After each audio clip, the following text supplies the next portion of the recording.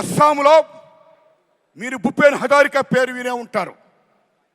గొప్ప సింగర్, గొప్ప musician, peoples గేకార్డ్ అయినా. మీరు నమ్మండి మిత్రులలో, ఆయన అక్కడున్న రాష్ట్ర ప్రభుత్వం ఎంత గౌరవిస్తుందంటే మహాత్మా గాంధీ గారి ఫోటో, అంబేద్కర్ గారి ఫోటో, సీఎం గారి ఫోటోతో పాటు భూపేన్ హజారికా ఫోటో పెడతారు అక్కడ. అది అక్కడున్న ప్రభుత్వం ఆయనకి ఇచ్చే వాల్యూ, అది ప్రజలిచ్చిన వాల్యూ.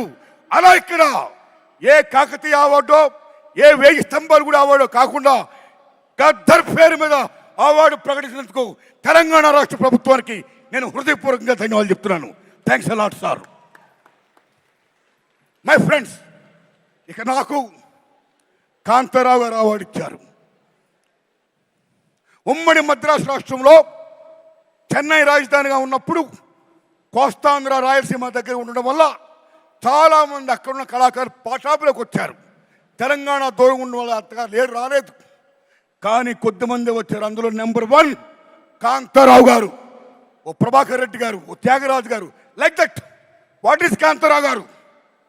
ఎన్టీఆర్ ఏఎన్ఆర్ తర్వాత 3వ హీరో.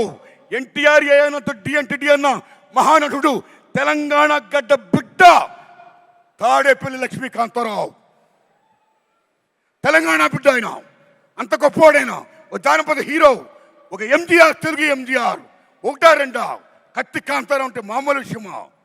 ఓ లక్ష్మణుడు వేసిన, నారదుడు వేసిన, రామారావు గారి తర్వాత అన్ని వేషాలు వేసిన, ఒప్పించి మెప్పించిన మహానటుడు కాంతారావు గారు.